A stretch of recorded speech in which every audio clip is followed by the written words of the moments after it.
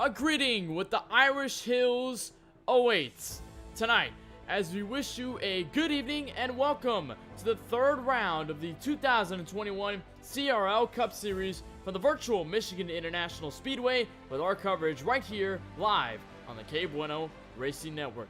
Happy to have you along with us for the ride in this third race of the season where myself, Kenneth Bueno, will bring you all the action here tonight.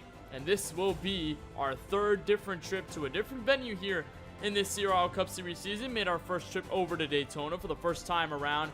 Then made our trip over to Bristol, Tennessee to go for short track racing. That certainly brought a lot of chaos within its own right. And now we head back to the big boy tracks and one of the largest super speedways that isn't in the same reign as Talladega or Daytona. A big 2-mile banked oval located here right in the Irish Hills. And just about a couple minutes left until we get the full grid to qualifying is underway. But as for now, to get a better reference of where we are in the virtual world, we'll take a look courtesy of Google Images with our KBRN Track Map down to Michigan International Speedway in Brooklyn, Michigan, not too far over from Detroit, main city itself proper, 2 miles flat around this venue. The track opened all the way back in 1968. It's played host to numerous NASCAR Cup Series, Xfinity Series, Truck Series, and of course IndyCar Series and kart races as well. So this definitely proves as one of the largest tracks in the schedule and one of the ones that we're going to see at least at this point. So it is going to be certainly a lot of fun once we push over to the rest of this season. And right now, currently the time is counting down for the moment where drivers are continuing to find their way and get their fastest two to set up the grid and try to land themselves right there in victory lane right here from the Michigan International Speedway. Last week's winner, Lucas Strayer, took over the victory over at Bristol Motor Speedway and was one of the drivers to take heed of the chaos that ensued with drivers like Ryan Honeycutt and Jonathan Oates, where they had gotten into contact within each other, and Lucas Strayer was able to scoot by in his 99 machine, or at least his 41 machine rather, and was able to go to victory lane for the first time this season. We have not had a repeat winner so far, so as for the moment we have about 2 different winners in this series. You have yet to see anybody repeat so far, so certainly that will bring some of the excitement here. We'll see if we get a third different driver to the checkered flag. Ben McDonald was the first one to take the checkered flag over at Daytona, and of course we just mentioned Lucas Strayer, the driver who took the checkered flag at Bristol, and now we'll wait to see a third one. And this is quite possibly one of the more unique tracks where draft is very heavy at this type of venue in Michigan, especially with the high downforce Cup Series package that we do currently have. There are a lot of drivers that will find themselves in the draft, and you'll necessarily see drivers within packs and drivers using draft to their advantage. But also you have to take note of the tire wear. There's a lot of drivers that may use this to their advantage, try going full throttle around the racetrack on the fresh rubber, but as soon as it starts to wear, you may have to start playing with the throttle a little bit more as the run goes on, especially rushing up the track. That's going to be a thing we're going to be talking about over the course of the evening if we get a longer green flag run on our hands. And as per the record book stand here in CRL, this is our largest race today at about 28 drivers registered for this session, a record broken with 23, which was the previous record. So it's good to see a lot of drivers now and new drivers entering this series, and now going to take the green flag, some of them for the first time in this season.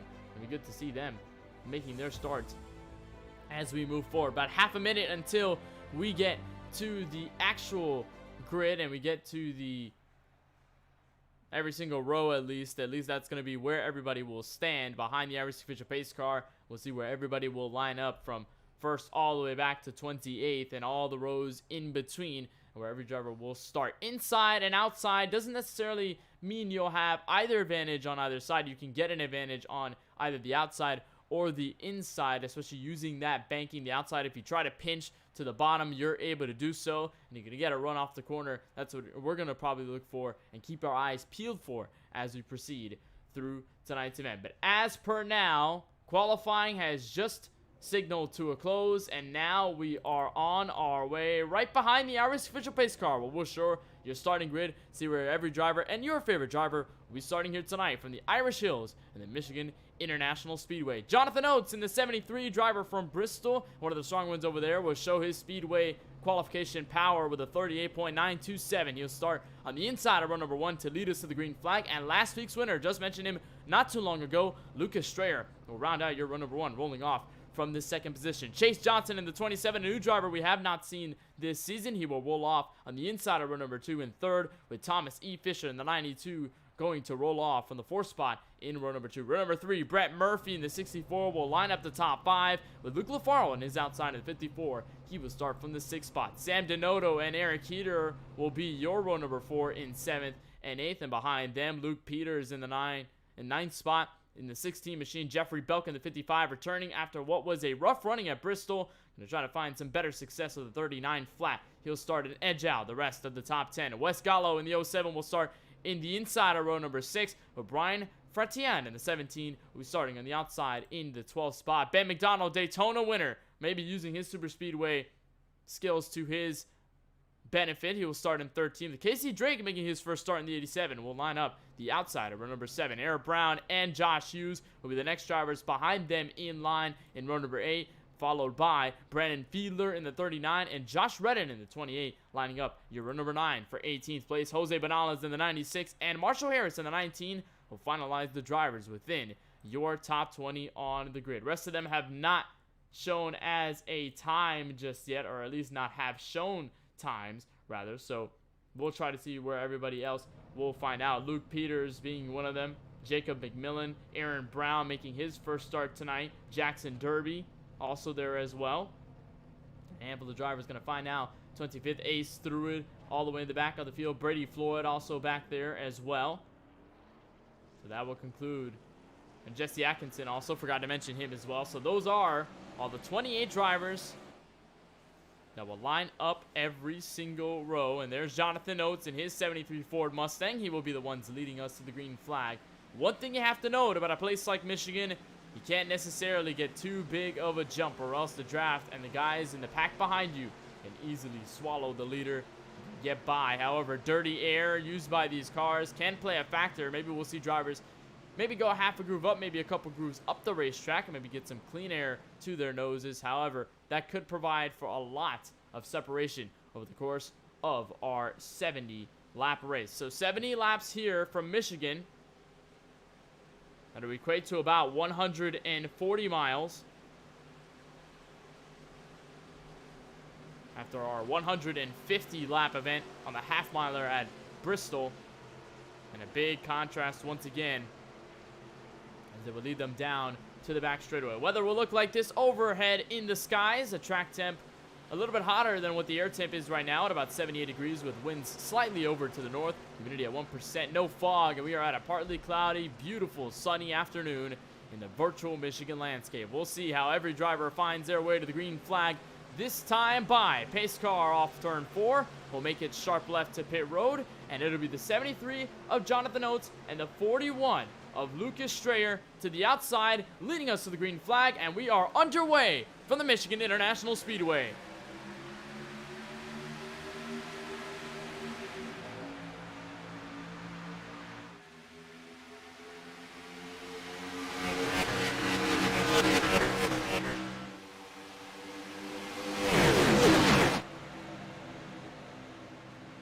And already to the jump goes the 73 of Jonathan Oates. But look at Chase Johnson looking to the inside. He found that inside groove, and he was able to get by the 41 of Strayer. But now Strayer puts the crossover on him in his 41 machine. And he'll be down to the bottom. His Chevrolet Camaro is a 27, very loose, catching that car at a squibble off turn 4. And now up to the outside walls, a wrecking behind. Luke LaFaro gets into contact, and cars spinning down the entrance of the grass. And our first caution comes out merely as quick as we got the green flag on lap number 1. And that was Luke Lafaro involved in the first incident tonight. He's got some significant damage to his Toyota Camry. Talked about Luke Lafaro with a promising run to the finish. Almost had the checkered flag at Bristol last week. And now opens the race tonight in a hole with some damage to his Toyota Camry. We'll try to find where that began. And you saw a handful of drivers starting with, I think it might have began with the 27 of Chase Johnson, who had gotten loose all by himself at the top of the racetrack. You see him there holding onto the car. You see Luke Lafaro holding the middle groove. It's a 92 up ahead, and I think right about there were 3 wide as Lucas Strayer lost his ground to the bottom. You see him there almost losing the car by himself and then trying to chase the car back up the track, and they slow down. A little bit of contact. Erick Heeter might have had a piece of that. You see, oh my goodness, one driver goes all the way sailing to the inside grass to get away from the carnage, and luckily he's able to get by. You see right here as he gets turned to 41, and look at that move right there to the bottom. I believe that was one of the, I believe it was Sam Dinoto in the 75. Indeed it was. He was able to get by. We'll take a look as they were spinning right in front.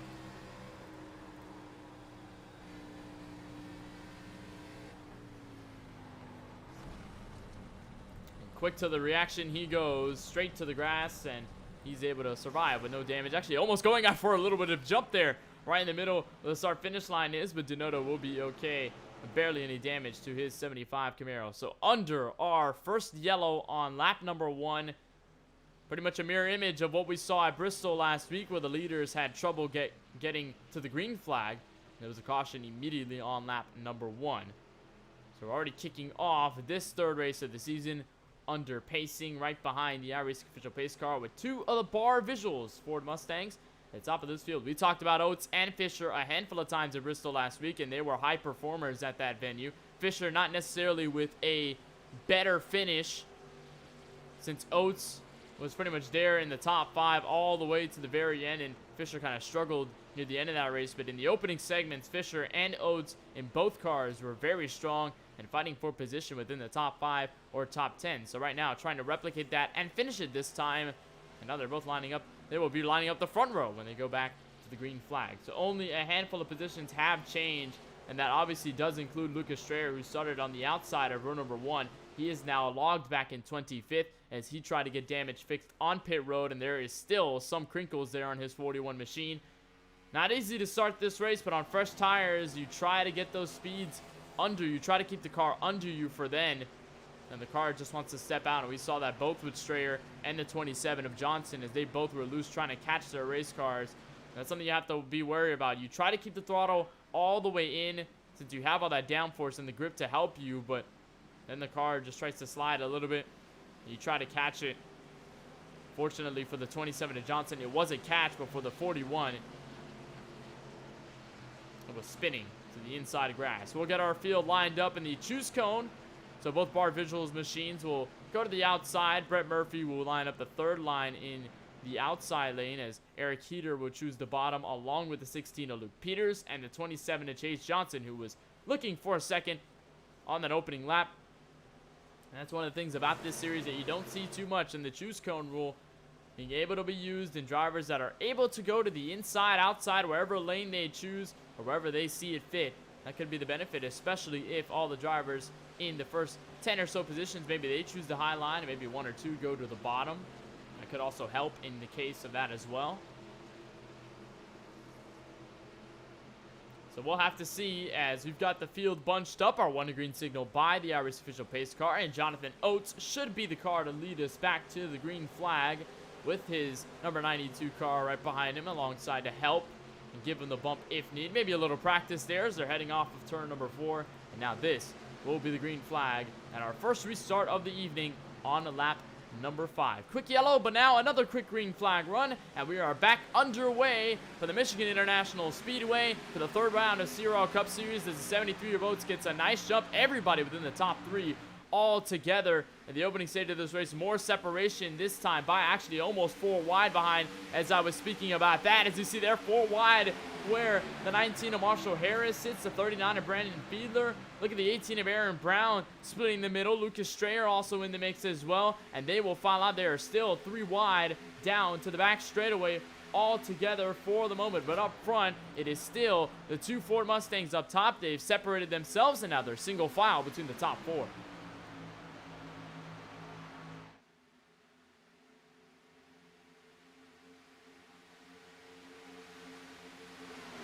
There's Chase Johnson to the inside for position. That is for, I believe, the 7th spot, as he was trying to look under the 16 there, but did not get successful. Actually going for the 07 of West Gallo. He gets by. Now side by side between Daytona winner Ben McDonald and the 16 of Luke Peters, and they are both Ford Mustangs. I think Peters might have accrued some damage over the course of the first caution. However, not sure where he picked that up, but look at this move by the 27 of Johnson all the way up the track, but he'll keep it straight, and McDonald will hold on to the race, or to the 5th spot at the moment, as top 4 all within the draft. And under these fresh tires, you're going to expect to see this a lot. Drivers right to the back bumper of each other and trying to make moves in the corners. It's kind of hard to make these moves in the Cup Series cars. You have to really plan your moves out, because if you're all the way down to the bottom and the yellow line, if you don't arc the corner correctly, you could easily wash up and wear the tires a little more, while also losing time and losing speed out of the track. And you saw the 10 of Erick Heeter almost was a victim to that. He was all the way to the outside, got pushed up the track,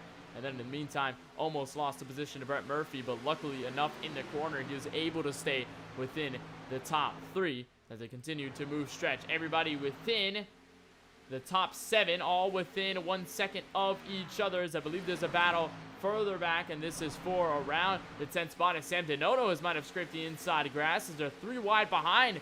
Look at the driver right behind the 17 of Brian Fratian in the Toyota Camry down there. He's all the way in getting position. He made that move 3 wide to the bottom, and a fantastic move to set him up and continue his stride, right now sitting within the cusp of the top 15.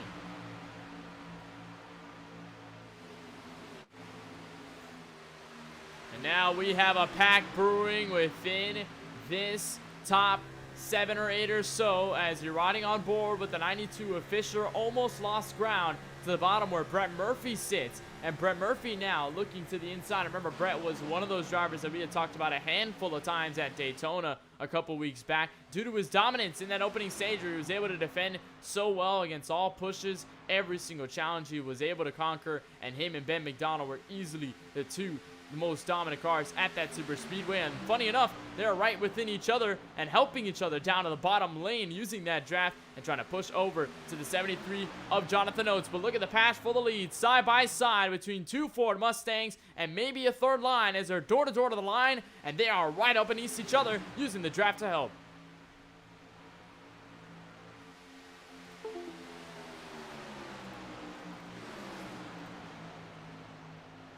And the 92 official will take over the race lead. So new race leader, he goes to the front of this field, and the battle will lay for second, as the 73 of Oates now has to fight against about 3 to 4 drivers in order to try to climb back, as a big gap from the 92 on back. Erick Heeter to the top side, and Eric, one of those drivers that we had talked about a couple of times, has had a rough running to open this season. Handful of damage. Remember seeing him in an incident at Bristol, and now has been recovering well, and now starting in the top 10 in the first 10 laps of this race.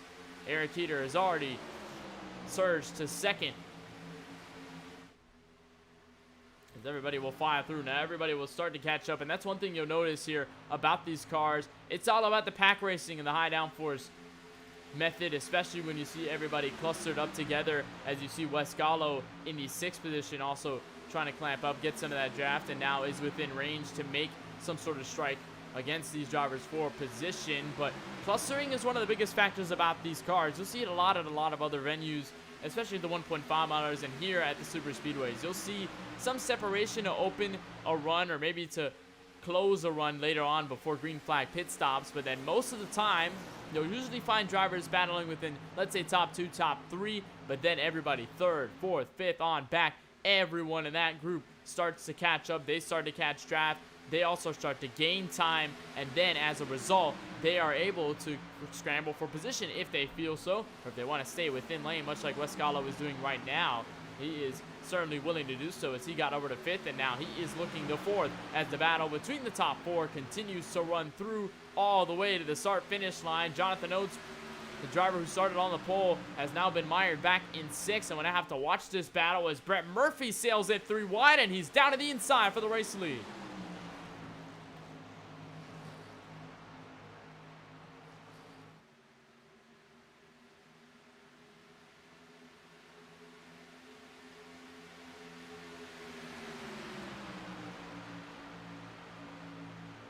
And close on the money, both of the Mustangs will go. We've seen a lot of it up at the head of the field. No challenge by any of the Camaros as the 92 washes up the racetrack and scrambles and scratches the outside wall. That'll lose them a lot of time in the long run. You do not want to do that here in Michigan. It scrapes off so much time. Now the 92 will have to work with what he's got as everybody within 9th on back will start to catch up. Here's a little pack up to 7th. Led by Aaron Brown, who started further back in this field, but good to see him now clawing his way to the top 7 and is now eyeing in on the rest of the guys up front. As we look a little bit further back, no necessary battles per se.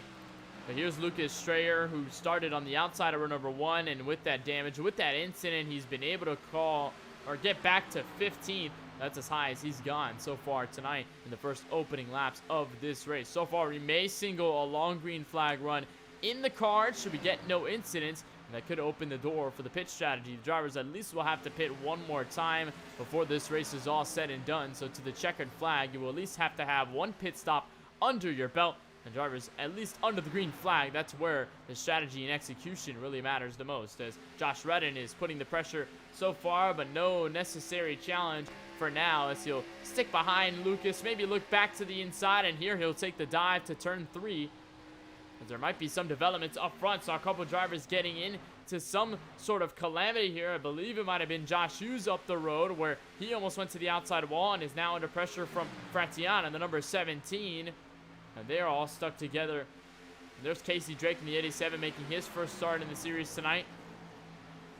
And Casey, a driver known around some of the leagues in terms of ISCAR and DRL. Handful of drivers that he's been around, handful of leagues that he's been a part of. Keeping his Cup Series skills to this level here.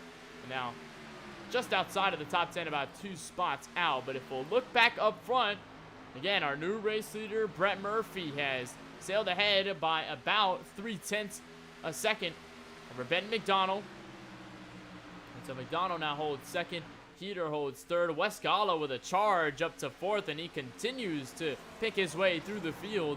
And it's been fun watching Gallo go from about 15th to 10th and now all the way to the top 3 and top 5, maybe even more if he goes under a Heeter at the right amount of time. Both bar visuals Ford Mustangs will line the road 5th and 6th as Oates and Fisher now fall back. And maybe Fisher could be at the cusp of being passed by either Aaron Brown, Jeffrey Belker, Brandon Fiedler, anybody within that little group there. We'll leave about a 3 or 2 car train to file out that one in the opening 17 laps of this race. So now it's all going to be about whether McDonald can try and catch up. But one thing about these setups and the dirty air you get here in the NASCAR Cup Series cars on the iRacing platform, you can try to be right at the same lane as the leader. You can use the draft to your advantage. However, in the corners, it probably won't use it up too well. You'll probably use up your tires, and then by that time, there's a wall of air that kind of pushes you and the leader apart. And then from there, it could be a challenge for McDonald to catch up to Brett without losing a lot of time or without maintaining stagnant over the course of a longer run. And for now, gap is sort of growing and staying consistent within itself, so they are maintaining pace. Everybody within, I'd say, the top 4 to 5.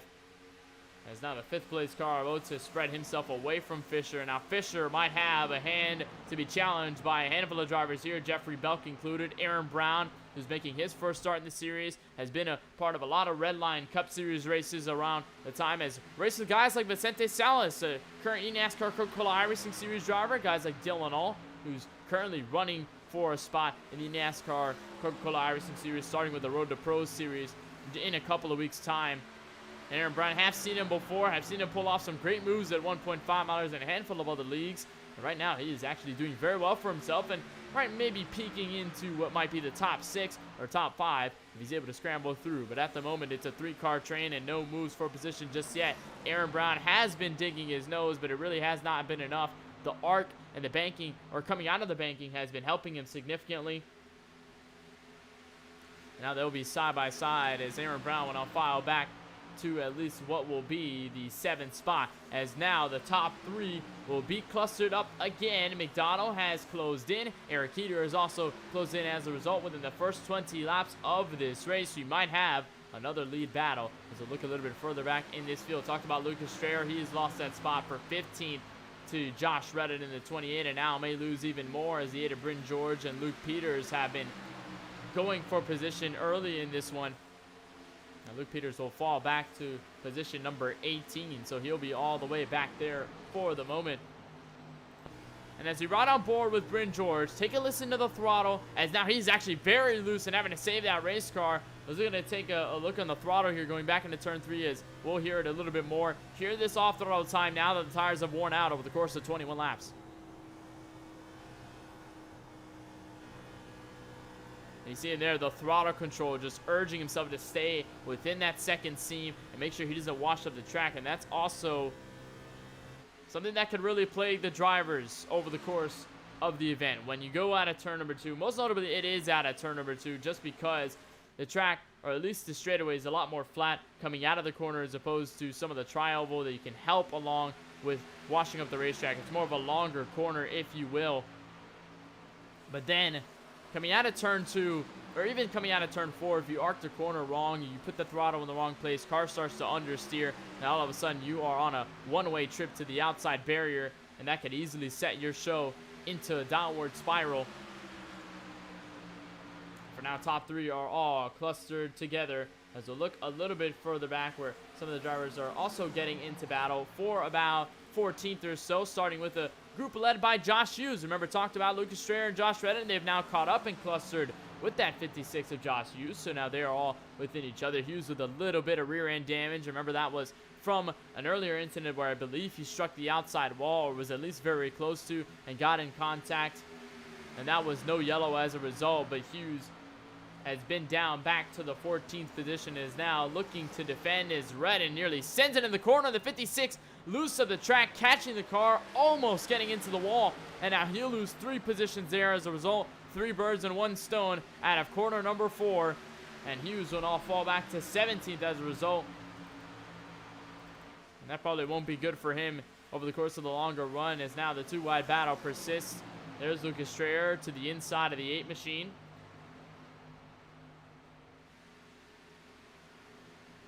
And Lucas Strayer, the driver for 2K Racing, and a handful of teammates that he's been a part of around the racetrack, including the 2 drivers that are sitting 1 and 2 on the racetrack at the moment, Brett Murphy and Ben McDonald.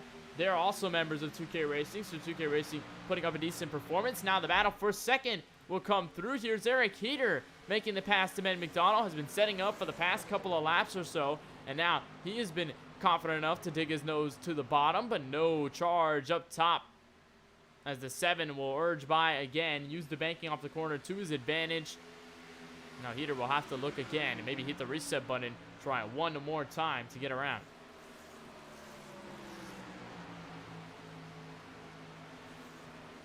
And as we are under our first long green flag run of this race, it'd be a good moment to remind you that you can join the conversation with us up in the KBRN booth by using hashtag AskKBRN. You can put your question followed by hashtag AskKBRN. Put any question up to us in the booth. Talk about this race, talk about strategy, talk about our broadcasting services, anything around that nature, and a lot more. Just search up hashtag AskKBRN for anything you want to ask. As right now, leaders are approaching, I believe, our first lap car of this race, or at least the first lap car that sits on the track or near the back straightaway. I believe it might be Zachary Cox into the 51. He is already 1 lap down. However, he is now at a surge to the leaders. He is currently sitting in that lucky dog position. It wouldn't be good news for him if he's able to go 2 laps down, if a yellow will come out from here on to the rest of this race. It definitely won't be in for a good ride, as here is a look outside of the top 10, or just within this top 10. That's the 87 of Casey Drake. Right there on the edge of that top 10 with Brian Fratian, and the 127 of Jesse Atkinson. A little bit behind is Cameron Pfeiffer in the 11. He started late in this race. He's already 2 laps down on the grid. So unfortunate for him. He's already trying to claw the positions that he has lost and maybe get those laps back. Be in a fight with Zachary Cox if they both go 2 laps down. But then it'll be an extra effort just for the 11 to go 1 lap down and then get a lucky dog position in order to put himself back in a fight to potentially be a driver to win this race. As at the moment, top 3 spread out by about half a tenth or so. They're about 1.7 seconds back to Wes Gallo, who has done a good job of getting his way through the field. And we saw him right to the back bumper of Erick Heeter, but for the moment now, he's settled in to the 4th spot with Jonathan Oates, pole sitter, to lead behind them. We got a couple questions starting in the YouTube chat. One by the official Zachary Thorne. He asks, who is your pick to win? Well, certainly right now, there isn't necessarily a prominent driver. I think other than Brent McDurphy, Ben McDonald, over the course of the long run, they may fall into position. But I think if you're looking for drivers over the course of that long run, you might have to look to that 3rd place driver, Erick Heeter. He's been fairly well on these longer runs, and he's been able to stay within, keep these guys in grasp. Remember, top 2 are teammates, so Erick Heeter, that only driver not in that group of those teammates. And Heeter doing a phenomenal job of keeping himself in the sight. So if he's able to keep him in his crosshairs, nail that pitch strategy, he'll probably be able to take over the race lead. And if we stay all the way green, that could be the moment for the 10 to take his first win and be our 3rd different winner in the CRL Cup Series for 2021. Another question by the DCS Racing Network and asks, what do you think of Josh Hughes' scheme? Well, we talked about Josh Hughes a little bit earlier, where he washed up the track and almost got a piece of that outside wall, but a fairly slick scheme. A lot of a flowing color of a bright blue or purplish. A nice scheme there on his Ford Mustang. Some nice designs there. As he currently runs in 20th and has fallen back significantly over the course of this long run.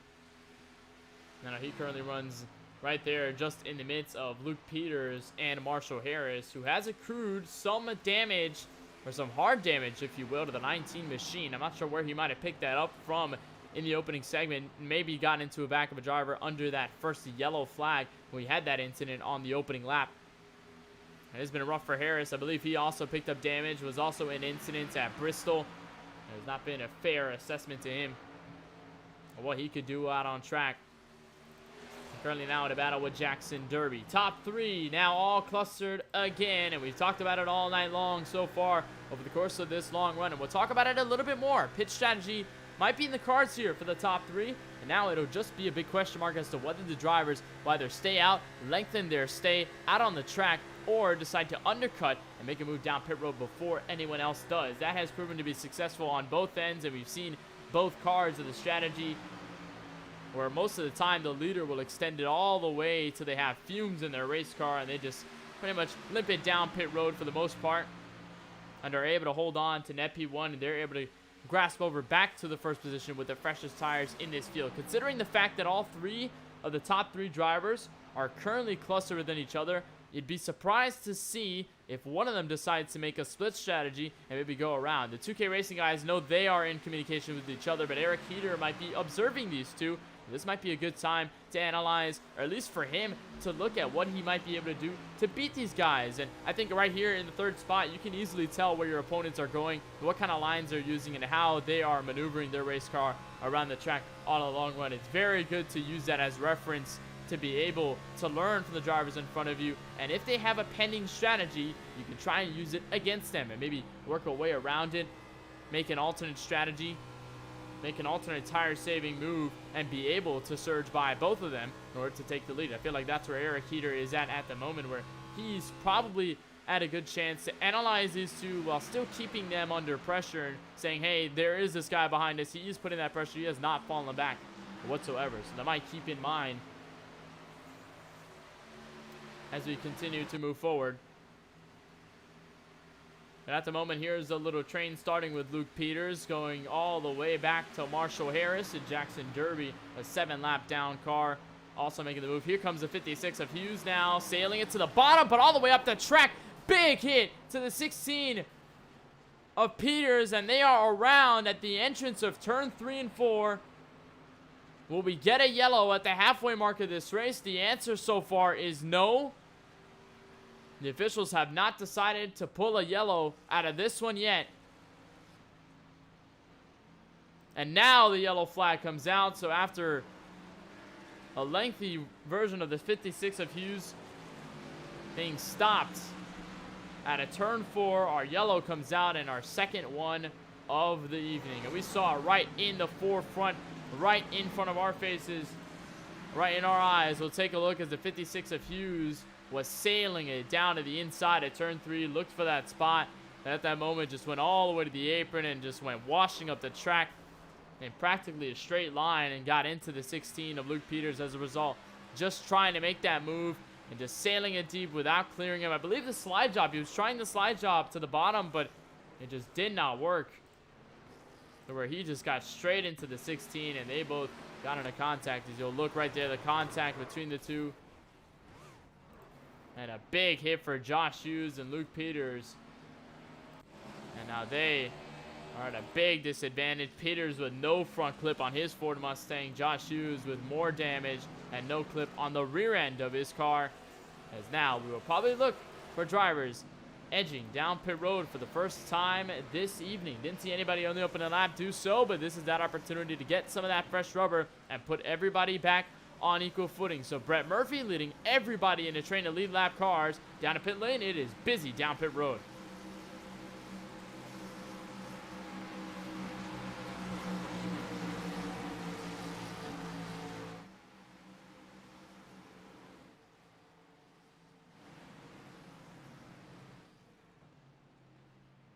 64 Murphy will slot himself in. 73 of Oates looking for that first position on his pit box as everybody else comes in. Luke LaFaro comes sailing in as well. 41 of Lucas Strayer. He will opt to use his fast repair. So first time we see him do that. But the race will maintain off pit road. And it'll be a close fight for second or third as Jonathan Oates has crept up position. I think that might be third place as everybody now comes out of pit road. A lot of them left in the fast repair, including Luke LaFaro. Lucas Strayer also used it as well. But what a move by Jonathan Oates. Quick pit stop in the position to help alongside. So he will be third in the inside of row number 2. The next time we go under green flag racing, Murphy and Heeter will look as Ben McDonald, slower pit stop this time by. And we'll have to look for fourth. So we are now looking back to our green flag and what might be, or what's going to be, our second restart of the evening at around the halfway mark at lap number 36. So at the moment, while we are under yellow flag conditions, and as we're looking at Brett Murphy catch up with the pace car and get underneath and get underway, we'll take a moment to talk with our in-race supporter of the evening and the driver who won last week at the Bristol Motor Speedway. That will be the 41 of Lucas Strayer, who started in second and currently runs 15th out of pit road. We'll bring Lucas in. Luke, first, Lucas, you got a copy with us? Hey, what's up, guys? All right, well, Lucas, so far you're running 15th. I saw you on the front row and just a slight incident to open this race, but you've been that fast repair. You're now about halfway through this race. What has been the big consensus about how your car has been handling or what you're expecting over the course of the long run? Well, that long run wasn't fun. My car is way more damaged than I thought it was, so I was still trying to go out there. My steering was a little bit knocked out, so I was just kind of riding, waiting for a caution, take my fast repair. I didn't even take tires, so my tires were dead. So finally back on some equal ground, so hopefully I can go forward instead of losing all the time on the straightaways. But I'm excited. I'm finally back in the race, so hopefully the second half will be a little bit more fun than the first half.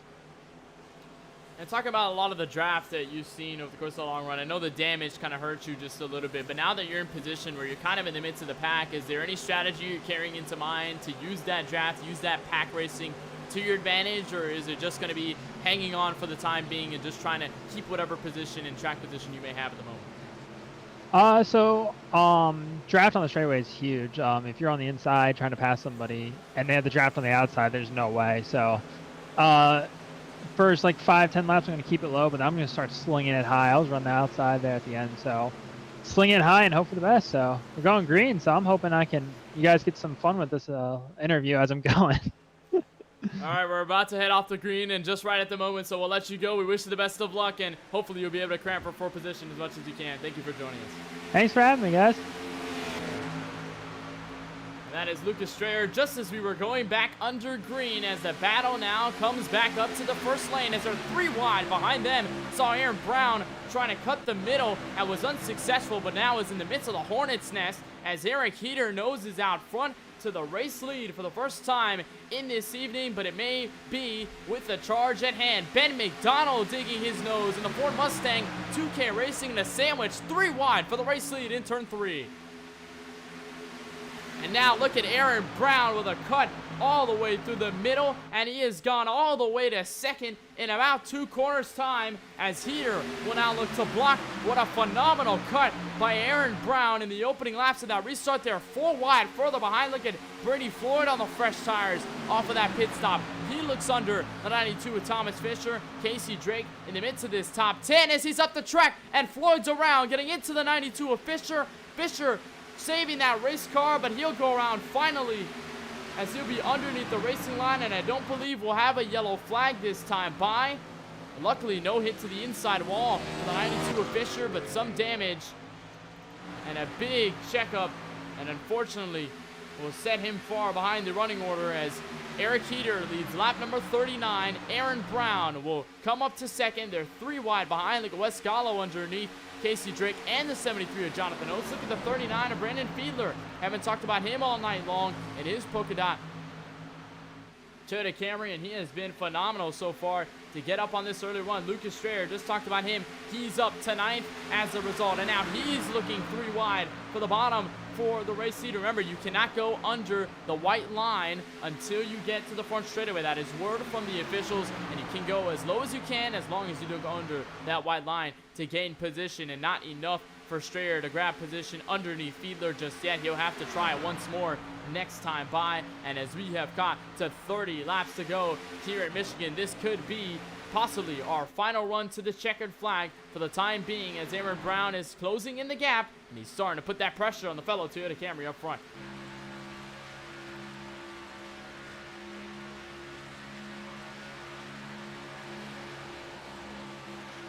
Riding on board with the 18 of Brown as he arcs it deep into 3 and 4 on that second seam, like we talked about a handful of times tonight, where that might be the best arc to save your tires and keep yourself quick on this racetrack. As Casey Drake now looks to the top 5. He is now right on the back bumper in the back clip of that Ford Mustang of Ben McDonald. He'll try a higher arc this time by to exit through the middle. And you'll lose some ground as a result, but he'll try as everybody within the top 5 have spread themselves out. Wes Gallo will lead the second group, and everybody mostly single file for the time being. There's Luke LaFaro, Brady Floyd.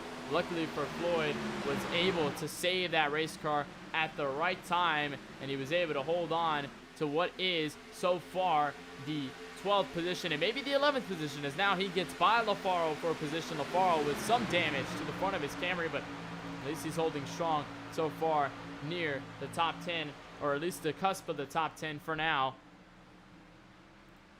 As again, top 5 all within a small breakaway, and we're probably going to see this again where the drivers within the first 3 to 4 positions, maybe 5 positions here in this case, will stay in the draft, stay in a long line for the opening laps under fresh tires, but then as the run will progress, 6 on back will start to come through. We'll probably see maybe the draft battles that we saw 2 by 2 for a couple of rows deep, maybe 2 to 3 rows deep, like we saw in the opening segment of that race. But the track will cool down just a little bit. There's more shade on the racetrack than we saw a little bit earlier. That'll give the drivers a little bit extra grip, at least when the sun is not beaming down on the racetrack and it's not as slick as it was, as some of the places now with cloud cover, and it'll give them some opportunity, as now it's not as bright down the back straightaway as it was when we started this event. Now it's a lot more shaded here. They may be able to help some of the drivers in terms of their grip, as it looks fairly dark outside, or at least with the cloud cover has covered the sun, and a lot of the beamy track temp. Remember, it was about an air temp of 78 degrees. Now it may be cooling down as we seep into the longer run, get later in the afternoon. As everybody continues to run through all about the top 20, seems to be clean for most of everybody. The top 20, and currently the only driver sitting 1 lap down is Cameron Pfeiffer. So the good news for him is that he is currently 1 lap down and now is in prime position to put himself in a lucky dog spot if we get another yellow. Just has to hope for that yellow to come out, because if we do not get any, Pfeiffer will be stuck 1 lap down, and he'll pretty much just have to work over pitch strategy or maybe any other sort of strategy to get to the end of this race.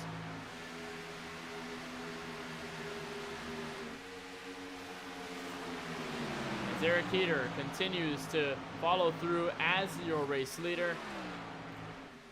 And he continues to roll through as top 5, now clustered in, and Wes Gallo is still maybe closing in a little bit with the help of the 39 and the 41 there to help alongside. And we'll look a little bit further back where we saw a battle, I believe, up ahead, just up ahead the road. And we saw one of the cars up to the outside wall with a pink car to the bottom. Look at a battle between Sam Dinoto and Jose Benales, and one car all the way to the inside grass, and that is Jonathan Oates flipping over to the pit wall. I'm not sure whether he got loose, as now he's went straight to the garage. What has happened here with Jonathan Oates?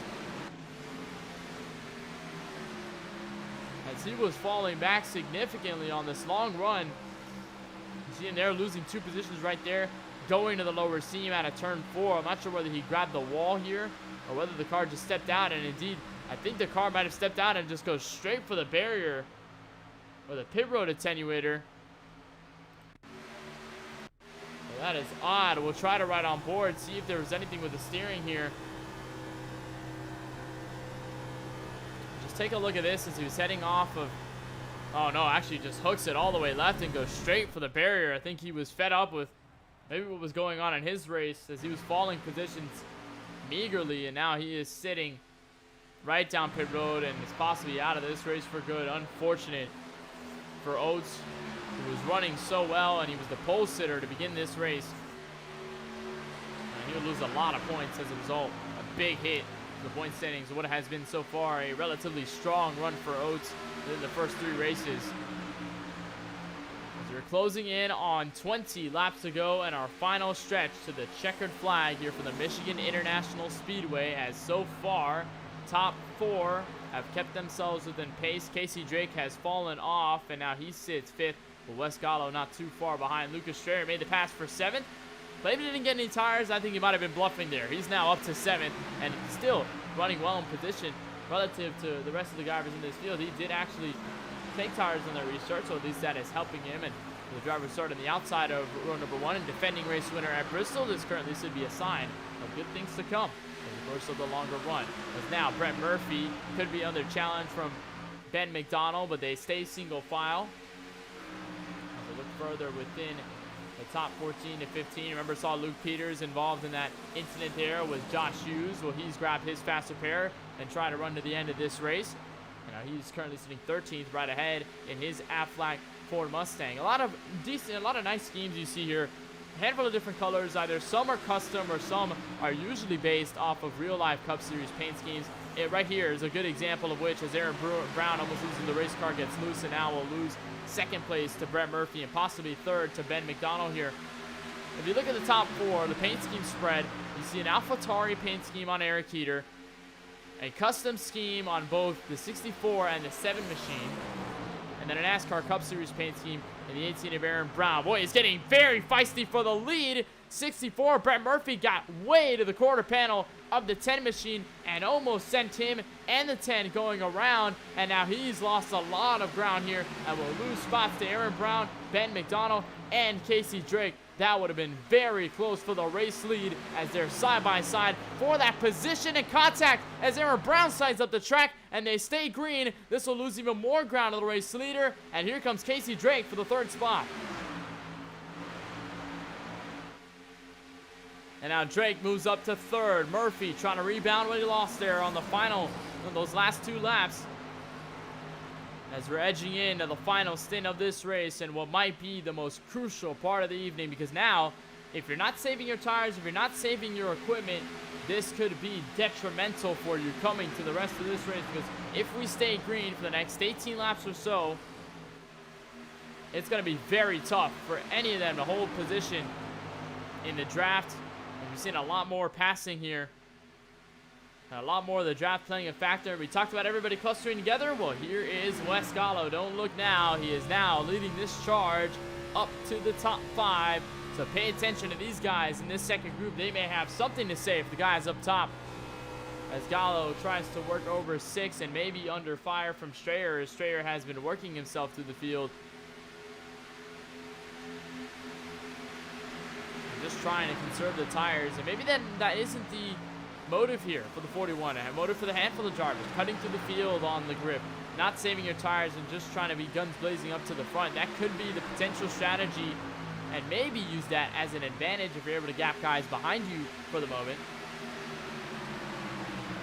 But then at that point, your tires wear out significantly to the point where drivers behind you, they will start to save a little more. They will start to grab the edge. And at that point, they can easily go by you in an instant. And by that point, the strategy to work up the field on those tires will be going straight to dust. As the 41 might be in that scenario. Carving through the field might be good in terms of track position, but in terms of tire conservation, especially working through this late strategy, if we get a longer green flag run all the way to the end of this race, that may not work to the 41's favor. We'll just have to monitor that as the night goes on. You're looking at another fight for the second spot, and it has changed hands a handful of times tonight. There's only been one lead change, or at least actually more 3 lead changes tonight. And Casey Drake just doing all he can to defend against Ben McDonald here. They tried to break up the 2K Racing train, but it has not seemed to work. Murphy will look under Brown and take position away. Now Gallo and Strayer are praying in and getting closer each and every time by. And they may have a charge with the final drivers here within the next 15 laps to the end of this race. I don't believe the consideration will be to go down pit road. Remember, the drivers pit around lap 30 to 35 when we had our second yellow of the evening, and we were probably going to expect them to see them go down pit road around lap 30 to 39 on that long green flag run if there was no yellow anyway. So I think that yellow might have saved a lot of drivers, at least eased them a little bit more in terms of the mental game and trying to play the strategy. Now they're just looking forward to saving their stuff and being there at the end. That's exactly, I believe, what this top 5 is aiming at doing right now. But there has been some of those battles to slow them down. Now Wes Gallo, Lucas Strayer, they might also be in that strategy. They might have something up their sleeve within the final 15 laps of this race. We are starting to get back into the home stretch of this event for the 3rd race of the CRL Cup Series in 2021 for the Michigan International Speedway. It has been a relatively clean race. It was all wreck at lap number 1, a wreck at lap number 34, and now we are having a challenge up front, what might be our closest battle yet. Here comes Ben McDonald for the inside of P number 2 in turn 3.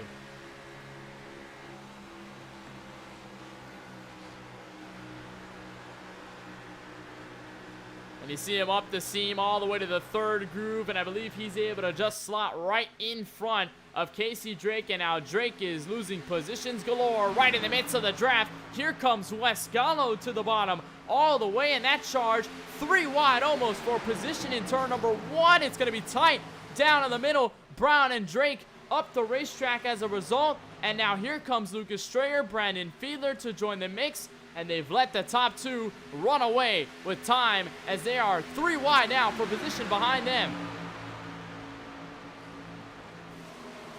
And a send by Aaron Brown, and Wes Gallo up to the outside wall. Gallo hard into the fence, right in the middle of the field. Caution flag waves with 12 laps to go, as Aaron Brown went sending it into the corner and got right to the back of Gallo, upset him merely of his race car. And another tough effort for Wes Gallo. Lucas Strayer was also involved in there as well. He was down to the bottom of the racetrack, and he now has damage after getting his fast repair. Unbelievable gathering of events. We'll try to take a look and see what happened, but I'm pretty sure it might happen again. Another wreck right in front of our forefront view. Here's a look, 3 wide. There's Wes Gallo in front of the small group, Aaron Brown in the middle, Casey Drake in the yellow and black Toyota Camry up top, and Lucas Strayer in the white and red 41 down the bottom. But it started with Aaron Brown. His M&M's Camry went right to the back bumper of Gallo. And Gallo just had nothing to do but just try and save that race car. You see him correct it there, but an even bigger hit by the 18 sends him right to the outside wall. A little bit of a clip there by another driver to the bottom, and nobody else was involved, but the slow speeds did not make it any better. Look to the back bumper of Gallo as he heads to turn 3. You see it right there, hard into the outside barrier. You see the scrape there. And that is a tough call there for Gallo. We're going to try to find out where Lucas Strayer landed on all this. He also went around here, and actually he got clipped by the same driver. Aaron Brown gets into both drivers here and gets both the 41 and the 07 in trouble, as now everybody is on pit road. Casey Drake will stay out. But it'll be Erick Heeter out of pit road first. This will be a dash to the final 10 laps of this race as Casey Drake makes a bold strategy move. I'm not sure whether this will be a separate car here and whether Drake will elect to pit next time by, or whether he might have missed his pit stall.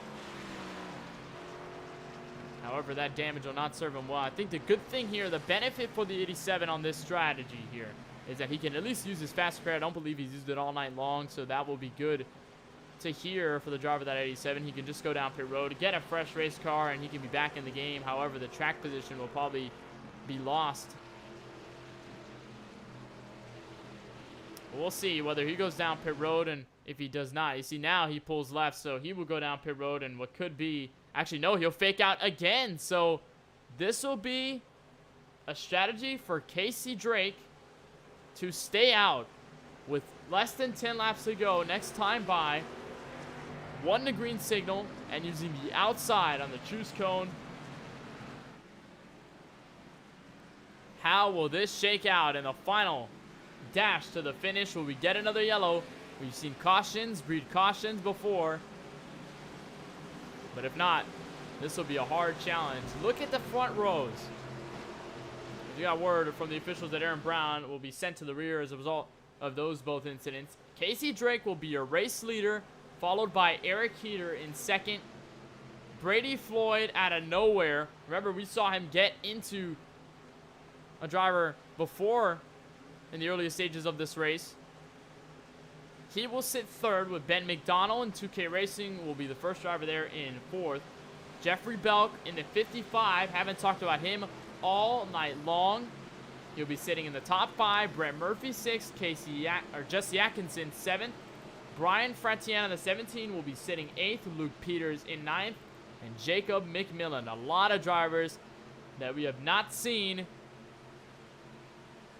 until what could be now on our next restart and what could be our final one of the evening to finish the 3rd race of this season in CRL competition. We'll have the pace car dip down pit road of what could be the final time.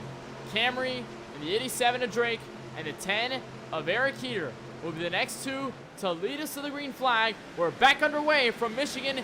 Big start by the 87 of Drake, but the question is, how long will it last on 26 lap old tires compared to the rest of this field? Heeter will look to the outside, dive into turn 1 with Brady Floyd alongside. Here is the move, quickly to the outside, and Drake losing positions as Heeter will take over the race lead.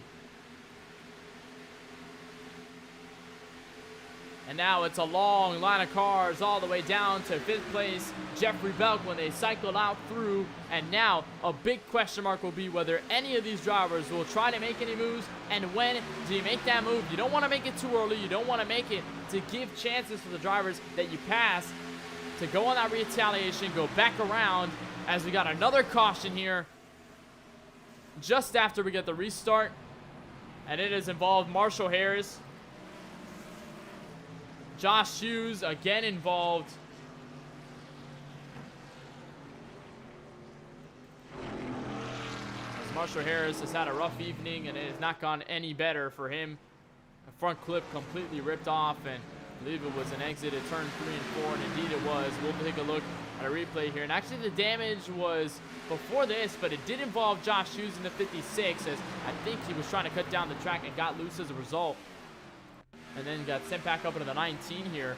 We'll take a look as he was cutting down the track. And I think there was catching his race car at that point. Oh, corrected, and then right back up the racetrack. hard hit to the barrier. It has not been kind for the 56 of Hughes as he continues to spin. And Marshall Harris just goes straight for pit road. He has permanent engine damage as a result of that contact. He's now out of this. Right on board with a 19. Huge hit. And there it was.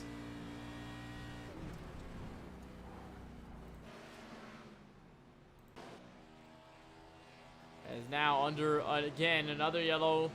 I don't believe anybody will look to pit to top off on tires or fuel. The track position will probably be the biggest case here, as Casey Drake will now look to pit road and what should be a call to burn that faster pair up.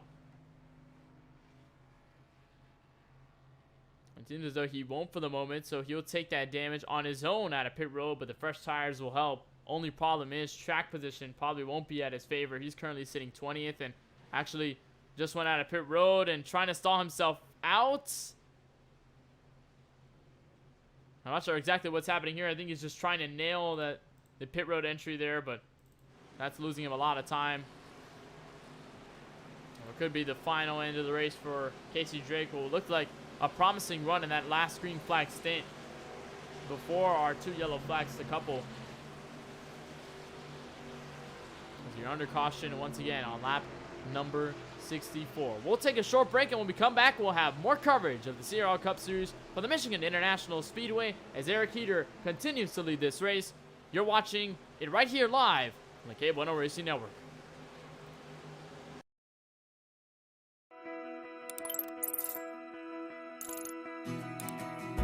iRacing is a sim racing game that combines a true-to-life racing experience with an online community of virtual racers from all around the globe.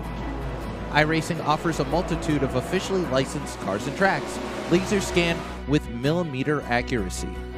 Their car models and mechanical systems are based on real-world physics, engineered in cooperation with manufacturers and race teams. Their skill license system ranges from rookie to pro, ensuring members are always pitted against those with similar skill sets. Members are able to sign up for a weekly race series, compete in time trials, host a private race with friends, and participate in racing leagues created and run by the community. With over 170,000 members, iRacing works in partnership with renowned motorsports organizations like NASCAR to deliver virtual races based on the real-life NASCAR Cup Series, as well as many other series on the NASCAR ladder. iRacing also features team racing, providing a variety of options for members to create and manage their own teams. Race with friends or real-world teammates in full-length endurance events like the 24 Hours of Daytona, Spa 24, or the Bathurst 12-Hour. Additional partners include IMSA, World of Outlaws, Supercars, and IndyCar, allowing members to race in their very own Indianapolis 500, Bathurst 1000, Chili Bowl, and many more iconic events. This is iRacing, delivering the most authentic racing experience short of getting into a real race car. Sign up today at iRacing.com.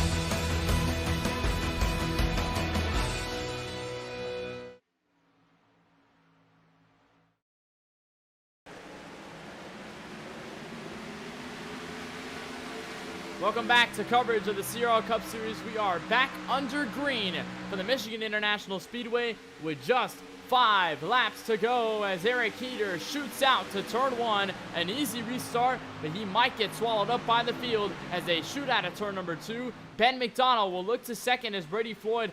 Not enough of a restart on the outside to get any sort of momentum, and now he'll have to push the fellow Ford Mustangs along with Jeffrey Belk and Brian Frantien to join the party, and now it's all about whether Erick Heeter can hold on in the final laps of this race and take away his first CRL Cup Series victory in his 2021 season to be the 3rd different driver to capture the checkered flag. 4 laps to go as they're fighting for position behind.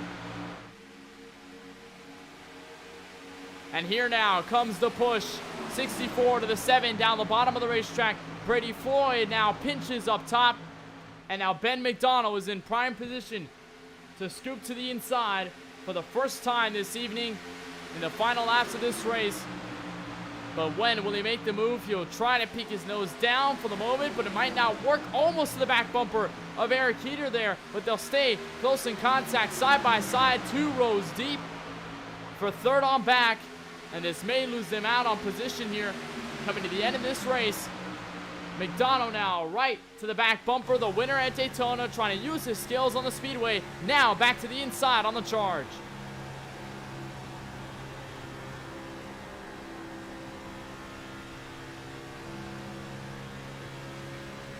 For that 2K Racing machine, it has been quick, and now he is right there, and he'll make the move this time by to the inside for the race lead, and up the track a little bit goes the 7. He'll almost make contact, and they almost door each other again, side by side. 2 laps to go. 4 more miles from the Michigan International Speedway. Heeter nosing out by just a little bit, and here comes the 7 McDonald dooring for the race lead back to turn 1. And still edging side by side, as now this will allow Murphy and the rest of the guys in the second pack to start to claw their way through, get all that time back. But for McDonald, he's losing ground off turn 2, and now we'll have to sail it back to turn 3. But we've seen it before. Drivers who've been on that inside have washed up the track, and he'll wash up the track a little more, almost getting into the 10 of Heeter. That'll allow Heeter to hold on, as Heeter will take the white flag one more time around, and 2 more miles from the Irish Hills and the Michigan International Speedway, almost 3 wide for position. Look for the 17 of Fratian under for third, as Brett Murphy, the next one to charge. Contact between the 2 coming off the banking, and they are still door to door for the race lead. And this will be the final charge for any of the guys at 2K Racing in the 64 and the 7, 3 wide, as they're all going to sail into the final corner. A bump to the 10 of Heeter, but he'll hold on sideways off of the corner, and they're wrecking behind up to the outside wall. Erick Heeter off of turn 4 will be the 3rd different winner in CRL competition this season. Erick Heeter wins this race from the Michigan International Speedway. And a late charge by both Murphy and McDonald, not enough to take it away from the AlphaTauri Toyota Camry of Erick Heeter.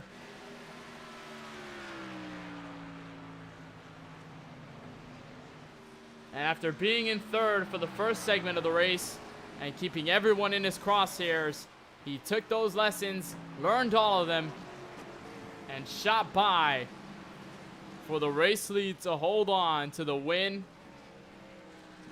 Jeffrey Belk will come home to the start-finish line in 4th.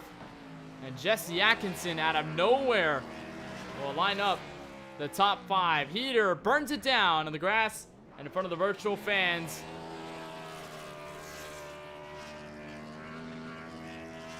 And what was an outstanding run to the finish, and efforts by McDonald and Murphy to take over the race lead to the inside and racing him clean as well. That was very hard racing, and now Heeter burns it down. He'll perform the Polish victory lap, Alan Kowicki style. Well, he'll burn it down back around this way to the to the entrance of pit road rather.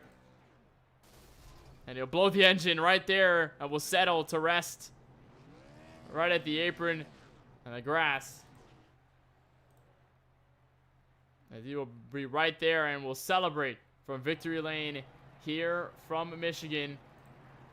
As we are settling down and everything comes to rest, we'll take a look at your full field rundown. It's exactly where every driver and your favorite driver lined up all the way from the front to the rear of the field in this 3rd race of the CRL Cup Series in 2021. Erick Heeter, first time winner this season, and the 3rd different winner. No repeat winners yet in this season so far. Heeter takes it away over Brett Murphy and Ben McDonald, 2 of the 2K Racing cars fighting hard all the way to the end, but just not enough. But they will still line up on decent points day on the podium tonight. Jeffrey Belk having a strong run near the end. He will line up the 4th position with Jesse Atkinson starting way deep in the field, back to top 5 at the start-finish line to end this race. Luke Peters saw him in an incident earlier in this race, and that faster pair kept him in good hands. 6th position to the start-finish line. Brandon Fiedler, a charge near the end, will land him 7th. Brian Fratian, another late charge as well. The 17, he will finish in 8th position with Zachary Cox lining up in 9th, and Brady Floyd lining up your top 10 at the start-finish line. Luke Lafaro 2 seconds back in 11th. Sam Dinoto will resurge back to a 12th place finish. Josh Redden will come to 13th at the start-finish line, with Casey Drake, unfortunate finish to his race and getting his faster pair, but he will finish nonetheless 14th at the checkered flag. 15th will belong to the 92 with Thomas E. Fisher. A strong run to open the race, but not enough to hold on near the end. Jacob McMillan behind in 16th. Bryn George in the 8 will finish in 17th. Jose Banales in the 96 will line up 18th. In the first 8 rows, Cameron Pfeiffer, who rebounded from a handful of laps down and will finish 19th at the start-finish line. Aaron Brown, aggressive move late in that race, will finish in the top 20 as a result of that end-of-line penalty. Jackson Derby will start the cars 1 lap down or more in 21st. Marshall Harris, with hard damage and a wreck earlier late in this race, will be 22nd. Lucas Strayer, who started on the outside of run number 1, your defending winner at Bristol, and the driver we talked to under caution, he'll finish 3 laps down in 23rd. Wes Gallo, an also decent charge that could have been well, but just did not execute to the finish, will finish 24th. Josh Hughes, struggling night in 25th. Jonathan Oates, not enough as he goes straight for the pit barrels in the middle of the race, 26th. Chase Johnson will finish 27th. And rounding out your 28-car grid, a record-setting field in CRL, Ace Stewart in the 77. I don't believe he even made the green flag to start this race. Well, now we will go down trackside to Victory Lane. We'll take a moment to talk with our winner, Erick Heeter, in the number 10 machine in his Toyota Camry, repping AlphaTauri all the way to the checkered flag. And Erick, I can imagine how tough that final restart was and just holding on to the race lead despite all the charges from everybody behind you. How was that all the way to the finish? Yeah, I was pretty nervous once the caution came out. Because I knew on fresh tires, it's just, the draft is just absolutely everything. And I was just, counting on getting a good restart. But really, the gap from the restart was gone just immediately into turn 4 for the first lap. So it didn't really help much. I don't know if it, would have made a difference, but I'm glad I had that at least there. And from there, I was just, battling the guys as hard as I could to, not force myself up into the, all the way up at the top side, because there's no real grip up there on the old tires, new tires, I mean. So, yeah, I just, I knew if one of those guys was going to clear me, it was going to be a lot tougher to battle back than to just keep it up there. So, yeah, I mean, it was just fun racing there, and I'm glad I was able to keep it up front, but it was definitely a pretty tough battle with the draft.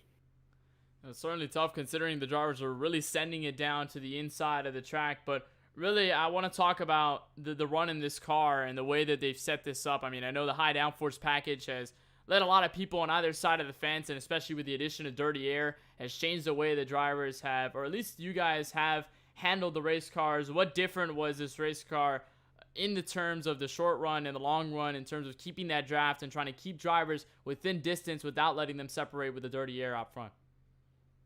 Yeah, I mean, the dirty air didn't really separate the drivers, I wouldn't say, but it was just, really tough to pass, especially on the older tires. And I don't know, it was just pretty much all draft for the first, for handful of laps of the run. So, but once we got, the tires weren't in, it was more just, keeping in the draft and just staying behind the guy. Couldn't really go to the inside or outside because they would have you covered off on the outside. And if you tried to go to the inside, you just get, kind of loose. So not much we could do once the tires were older, but I don't know. I guess good racing for the fans, I guess, for the short run, I guess. But long run, yeah, I don't know so much. But yeah, I don't know. Honestly, I definitely prefer the higher horsepower, lower spoiler, but I don't know. Can't complain too much, for sure. Well, it certainly was a fantastic run for you all the way to the end. And before we let you go, Erick, is there anybody you'd just like to thank, any team sponsors or anyone else who decided to give the shout-outs and love to for tonight's effort and tonight's victory here in Michigan? Yeah, just my friends, Aaron, Talon, Luke, both of the Lukes in here. And, yeah, that's pretty much it. And also the guys who were racing for the win there. That was a lot of fun. Well, you got a lot of fans over in chat, and they've been rooting you on from the drop of the green flag all the way to the drop of the checkered flag, and you get it done here tonight. Congratulations, Eric, on your win here at Michigan, the third different winner in this season in 2021. And, of course, we look forward to seeing you over the rest of the season when we come back next Friday night. Yep. It is Erick Heeter, your winner tonight, taking the checkered flag overall in his AlphaTauri Toyota Camry here at the start-finish line from the Michigan International Speedway. We'll look back to second place and two of the 2K Racing driver cars, and we'll begin with Brett Murphy in the number 64 Ford Mustang. And Brett, I know that Daytona brought a lot of super speedway speed for you in the first half of that race, and you bring it back over here in Michigan. Walk us through those final laps, because I know that was so tense, getting around not only your teammate for position, but trying to get around Erick Heeter in those closing laps. Oh, that was crazy. I just know that I was up front in the first half, and then, guys wrecking in the back, and then it ends up being like just less than 10 laps to go, and suddenly Brady's up there. So then I'm battling him for the spot, and I think I got into him a little bit, and then with 2 to go, my teammate Ben McDonald was catching Heeter, and I saw them banging each other, and I was just ready to drive right by Brad Keselowski style. But I think if he didn't make the move going into 3, then I probably could have had at least a shot at Eric. But I'll take home second. I mean, overall, it was still a pretty good day. I could show my speed, and I could show everybody, what I can do.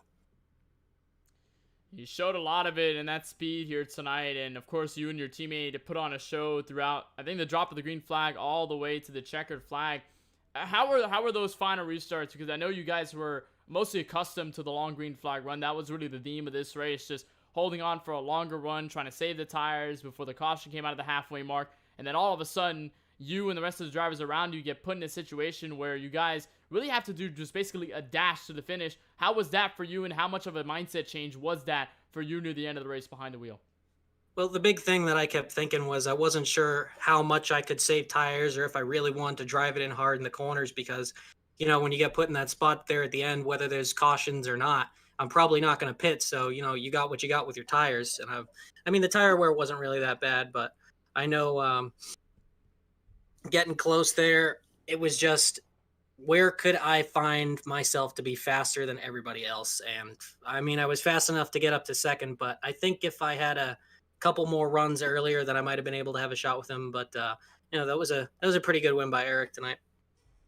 It's certainly a drive for you all the way to the end, finishing in second. Brett, before we let you go, is there anyone you'd just like to thank, any team sponsors, or anyone that makes it happen for you on the sim and in this series tonight? Shout out to Brady for setting all this up, and all the other admins. They do a great job hosting this league. Everybody on Team Bonk, Ben McDonald, Luke Strayer, they were wonderful tonight. And then shout out to NS Service, Highfields Golf Course, Eco Fuel, everybody that's on the car, and Steve Weissman for helping me put this car together. Well, Brett, we congratulate you on your second place finish here tonight from the Irish Hills, and now next week will be even more of a challenge. The first road course of the season at the Charlotte Roval, going to be an interesting one. So we hope to see you there next week, and of course, congratulations. We'll let you sit with a second place finish here for Michigan. Thank you for joining us. Awesome. Thank you very much. That's Brett Murphy, the second place finisher, just short and just with a brilliant effort to the end, along with the driver who finished right behind him. Both of them had shots at leader Erick Heeter, but both will round out your top 3 here from Michigan. We'll bring in and join Ben McDonald trackside on pit road, and Ben for a driver, and the driver really in the top 3 at that point with with at least one win in the series so far. And you had that shot all the way to Erick Heeter. How was that for you behind the wheel? What kind of pressure were you kind of feeling, not only in front trying to get by Erick Heeter, but also the pressure from behind with Brett Murphy and the rest of the guys charging as well? Personally, I didn't feel too much pressure. I was really trying to put on pressure. Definitely a race that should have been either mine or Brett Murphy's, because we were in up front the whole entire race and played our cards right. But things just didn't go our way so far. Well, nonetheless, third place will certainly be a good shot at the point standings, and coupling with your win, it certainly will give you a good moment to the end. But now the focus shifts over to the Charlotte Roval. Be our first road course race of the season. really the expectations are kind of different on this one. How do you feel now that you've gotten this first 3 race stint in on the ovals on sort of 3 different disciplines, and now you have to move to another one on the road course next week? What's going to be that mindset for you going into that one?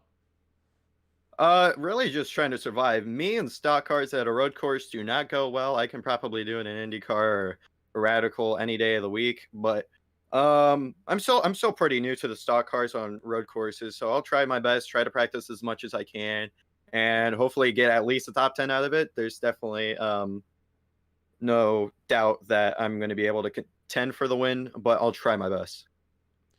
Well, indeed, tonight at Michigan, you certainly walk away with the top 3 in the 3rd place finish, starting all the way back in 13th, and a valiant effort all the way to the finish. Before we let you go, Ben, is there anyone you decide to thank, any team sponsors or anyone else that makes it happen for you here in the sim, and everybody that you'd like to thank for making this possible? My team, Team Bonk, as well as my affiliate team, 2K Racing, my main sponsor, Alameda Custom Flooring, and everybody that was able to watch tonight's stream, and especially you guys being able to broadcast the stream. We certainly appreciate it. Congratulations, Ben, on your win, or not win, your 3rd place finish here tonight, rather, for the Michigan International Speedway. We look forward to seeing you over at Charlotte next week on the Roval side. It's going to be a lot of fun, but we surely hope to see you there when we drop the green flag there. All right, thank you. As Ben McDonald, 3rd place finisher, last stander on the podium from Michigan. Apologies for calling him the winner. Had a bit of a mix-up in that one a handful of times. However, Ben McDonald will be the final driver interview as Erick Heeter walks away with his first win in this 2021 CRL Cup Series season. Well, up here in the booth, now we have to move forward to next week in the Charlotte Roval. That is going to be a new challenge and a new discipline for the drivers that they will have to face once we drop the green flag over there. If you want coverage for the CRL Cup Series, that'll be next Friday night at 7:30 p.m. Eastern. You'll find it right here on the KBueno Racing Network. But before that, we've got a lot more coming up here in the KBueno Racing Network. In just a couple of days' time, we'll have the Bunch of Lawn Care Series and the second to last race in the penultimate round of the season to close the round of 7 in their Season 3 playoffs. 4 drivers will advance to the Championship 4, and it'll all be decided at the last Great Coliseum. You can find that coverage at 8:25 p.m. Eastern. Charlie Baier and myself will be on the call, and you can find it right here on the KBueno Racing Network before we kick all of it back off on Thursday night for the OSCA Truck Series as they go to the short track in Martinsville Speedway. The coverage will begin at 8:55 p.m. Eastern with Mike Goodman and myself on the call before looping it back around here. As I mentioned, the CRL competition Friday night, 7:30 p.m. Eastern from the Charlotte Roval. We'll have a lot more coming up within the next couple weeks right here on the KBueno Racing Network. Well, that'll do it for us here for our broadcast of race number 3 of this season from the Irish Hills and Michigan. A big thank you to all the people that make it possible, for Brady Floyd, Zachary Thorne, and all the officials who get it done each and every week and make sure everything is good out on the racetrack and making the sessions each and every week for every single race of the season. And from all of us at the KBueno Racing Network, for Francisco Bacallao and Charlie Baier in the booth, my name is Kenneth Bueno, saying good night from Michigan. We'll look forward to the Charlotte Roval next week and our first road course race of the season.